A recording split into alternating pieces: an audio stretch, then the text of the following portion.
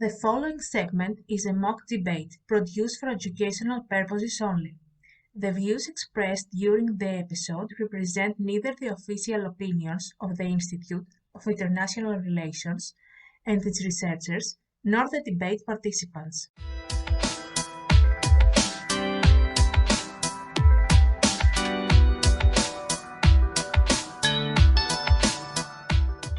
Hello everyone, you are hearing Podcast.IA, the podcast of the Center for Russia, Eurasia and Southeastern Europe of Institute of International Relations. I'm Theoni Griva and I welcome you all to the first episode. Today we have in our company Panagiota Chatzilymperi, Thank you very much for the invitation. Klimis Katsiavrias, Thank you so much for having me. I'm honored to be here. Stamatina Somaraki, Hello. and Pavlos Karagiannodimas. Thank you so much for having me. It's an honor. Hello all. So on today's episode, research trainees will examine how should democratic regimes function in a state of emergency. Is there an elasticity in constitutional rights? And what about the legitimacy of the executive officials that they stay in their offices after the term has been expired? So we will have a debate of 3 rounds. The first 2 rounds would be in each round, the teams would have 3 minutes to state their arguments, and on the last round, spontaneously, they can answer to each other. We would also like to reiterate that today's discussion is a mock debate produced for educational purposes. The views which will be shared later do not represent the official opinions of the Institute of International Relations and its research. Additionally, these views do not necessarily reflect the actual views of any of the debate participants. I think we are ready to begin our very interesting conversation. We will start with you, Panagiota, and we are going to hear your first arguments. You have 3 minutes. A political regime has its legitimacy through the establishment of a constitution. This document defines the political system and its mode of operation. That is the practical legitimacy of the government. The moral legitimacy of the government is about the acceptance of the regime by the citizens. According to it, the citizens recognize the government because it has emerged through the electoral process. Ukraine is a democratic state that this time is amidst of a warfare. Based on constitutional provisions, certain freedoms and rights are restricted due to the state of emergency. So, in the constitution, there is the legal provisions that recognize the state of emergency, and sometimes some liberties from the people and some rights may be restricted due to the survival of this state. Thank you, Panagiota. And now, Stamatina, it's your turn in order to present us your own argument. You have also 3 minutes. Well, what I want to define is that Ukraine is a democratic country, and democratic countries are less likely to go on a war. The democratic peace theory posits that democratic states never, or almost never, wage war on one another. The concept of democratic peace must be distinguished from the claim that democracies are in general more peaceful than non-democratic countries. Russia is considered to be a federal republic with semi-presidential system of government.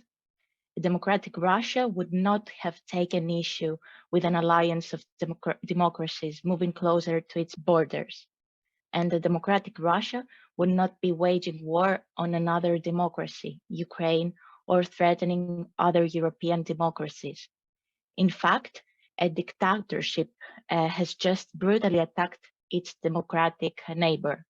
The longer the war lasts, the more evident it becomes that it is indeed a struggle between democracy and authoritarianism, in which Ukraine is also clearly trying to maintain and strengthen its democratic identity.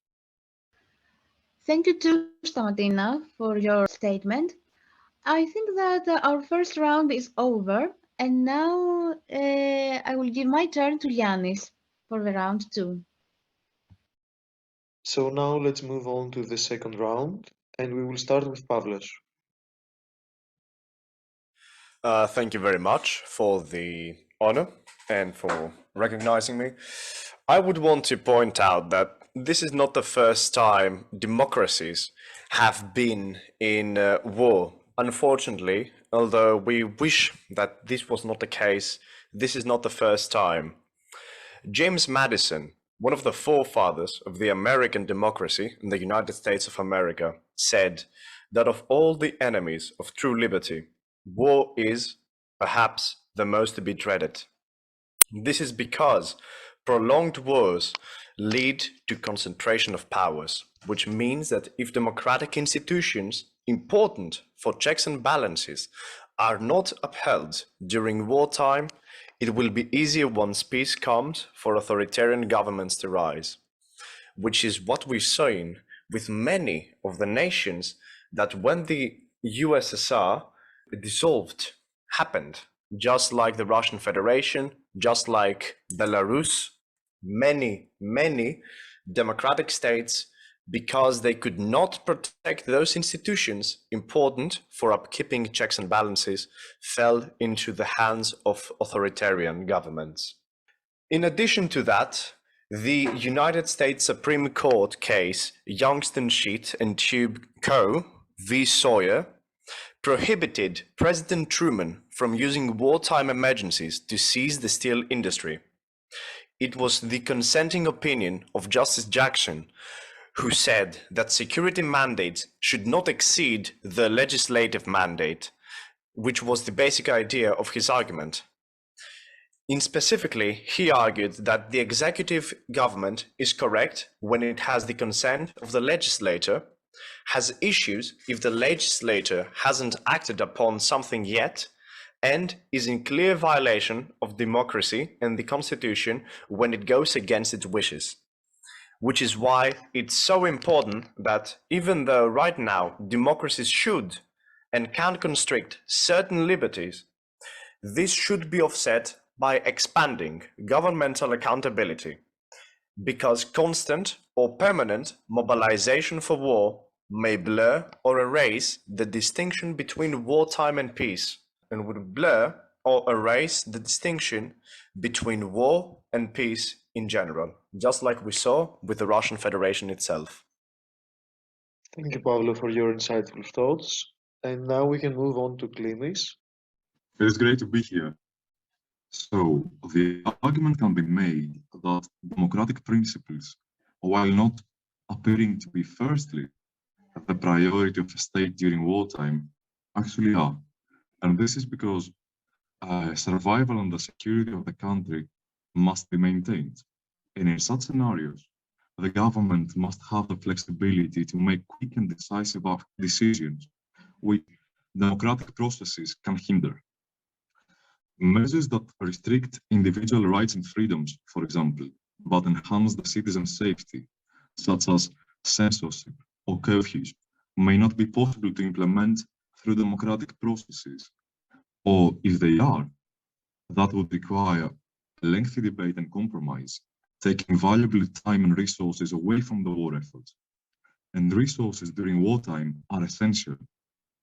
Thus, the existence of democratic institutions can be seen as a luxury that a country cannot afford.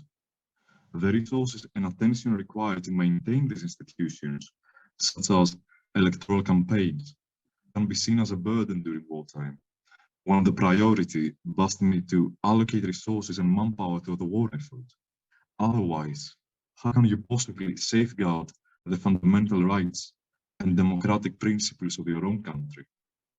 Additionally, war often requires the centralization of decision-making power, as military strategy and operations require coordinated efforts. We have seen how detrimental the lack of coordination can be just by examining the war effort from the perspective of Russia. A democratic system with its multiple branches of government and checks and balances can slow down the decision-making process, leading to inefficiencies and putting the country at a disadvantage in the war effort. In times of war, it is immensely important to maintain the unity and stability of the country. Political opposition and dissent can be seen as a threat to the war effort, leading to division and unrest. A strong, charismatic leader can provide the necessary unity and stability, allowing the government to focus on the war effort without the distraction of opposition and dissent. A figure such as President Zelensky has contributed immensely to the success of the Ukrainian morale and their perseverance through this wartime. And after Klimis reviews, we have officially finished the second round and we can now proceed on the third round. And now we have reached the third round. I think it will be really interesting to hear both of the teams. And we're going to start with you, Panagiota and Klimis. You have 3 minutes in order to present us your own side. I agree with my colleague Klimis. The citizens know that their destiny is connected with their elected government.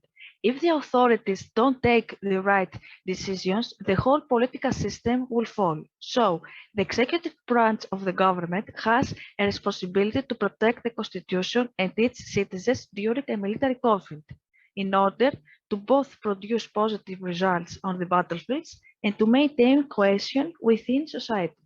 So, Klimis? I would like to further reinstate the point I made beforehand, that political necessity mandates that even though democratic principles must be respected at all times, and having a government funding upon that wartime necessity during peacetime is frowned upon, the fact remains that a country must exist in order to maintain democratic principles. And wartime sometimes simply means that if you don't take extra measures to avoid being occupied, then you cannot have a country to further contain all of these principles you claim to present in the first hand. Thank you, Klimi and Panagiota. Now we can proceed with another team and see their perspectives. Stamatina, you have the floor. Thank you. At this point, I'd like to state that peace and democracy do not depend only military, material, and financial support. They also depend on dedicated, coherent, and long-term action to defend democracy at the state level from foreign and domestic threats. Democracy does not flourish through benign neglect and positive thinking, flourish when the entirety of the polity, from student unions to the cabinet, understand the work that democracy requires and the enemies that it faces. And now my colleague Pavlos will continue.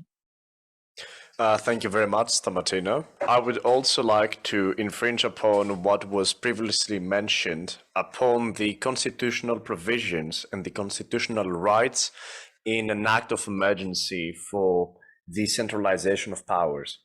As we've mentioned before, thanks to the United States Supreme Court, we know that even though the constitutions of a country may allow certain powers to be centralized to the executive, this is not an absolute authority.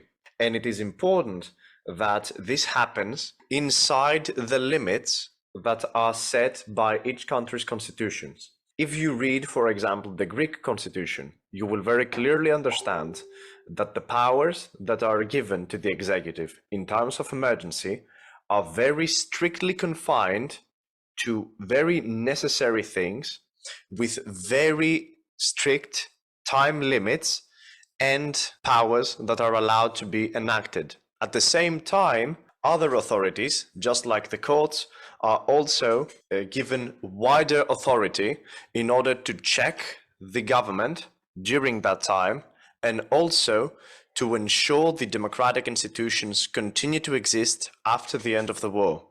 While it is important for a state to remain intact, even after the end of the world, we have seen many democratic states that, due to the centralization of powers in wartime, have unfortunately given rise to many authoritarian leaders. A very famous example is Greece, through the many authoritarian governments it has had through the years. Thank you very much. And in this point, our third round is over. I want to thank both of the teams for their perspectives and their expressions of this. Giannis, you can continue. Yeah, we would like to thank the participants for this fruitful discussion. Panagiota Chatzilymperi, Thank you very much for the invitation. It is a very interesting discussion, and see you later. Klimis Katsiavrias, Thank you again for having me. I would like, first of all, to thank all of the participants for this rich argumentation. Everything was great. Stamatina Somaraki, I would like to thank everyone for this discussion. Pavlos Karagiannodimas, Thank you once again so much for having me, and thanks everyone for your wonderful points and the wonderful discussion we had. I would also like to say thank you to Theoni Griva for co-hosting this Podcast.IA episode with me. It was a pleasure having you. Thank you for tuning in. It was another episode of Podcast.IA, the podcast of the Center for Russia, Eurasia and Southern Eastern Europe of Institute of International Relations in Athens. See you in the next episode. Stay tuned.